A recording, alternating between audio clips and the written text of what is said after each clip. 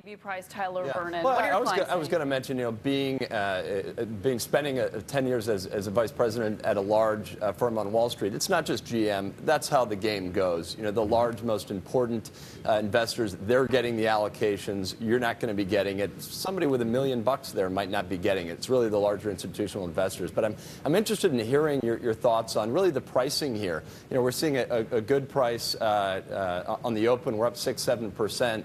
What do you think as far as where that's priced? As far as the Treasury could have got back a lot more money here if they had priced it a little bit higher. David Silver, that's a good question for you.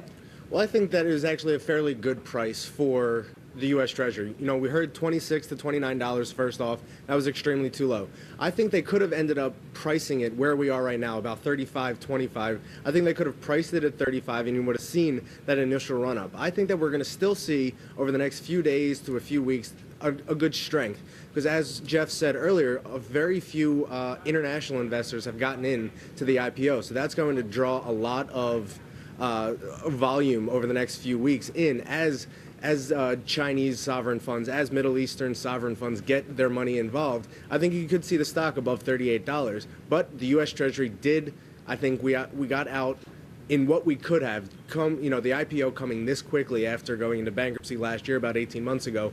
This is a good deal right now for the U.S. Treasury, but we still took a loss on this money, and there's really no qualms about it. Right. And David Menlo, again to you, I mean, that is the question here, is that Treasury, certainly through the IPO, they are going to get some money back, but there is going to be a loss outstanding for Treasury. Again, that goes back to the taxpayer and the fact that the taxpayer is sitting at home today watching their television screen and realizing that it's all institutional money that's playing the game of the General Motors IPO and not them. Is that fair?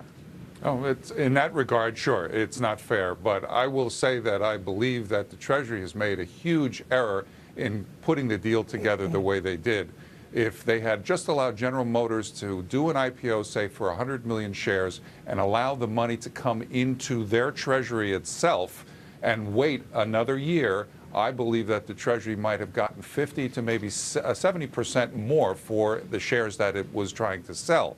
So this was one of those, got to do it now, get it out of the way so nobody says we're living in a socialist economy here because of the administration, and they ended up taking a price hit as a result. If they do secondaries, which obviously will be the case, hopefully they'll be able to get it at higher levels in the high 40s, and that would get most of the money back. And that would help Treasury and the taxpayer. Mark, somebody else that got helped out by this deal with General Motors, that was the underwriters, that was the banks.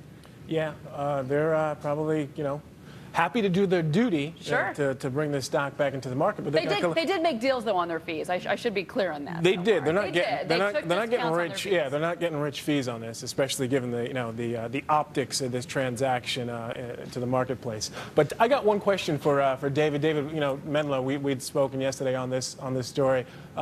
Just what's your? Do you think, or either one of you guys actually, do you think the price may be a little too rich? You think 29 might have been a better price? Because I know we're seeing a little bit of a pop, 7% or so, but I don't know if that's, I think the underwriters and a lot of the other officials are expecting 15 to 20%. This isn't rich. This isn't like an amazing outing we're seeing, and there's still a little bit of resistance. David Menlo? No, this is a pricing model where they really push the envelope almost to the maximum here.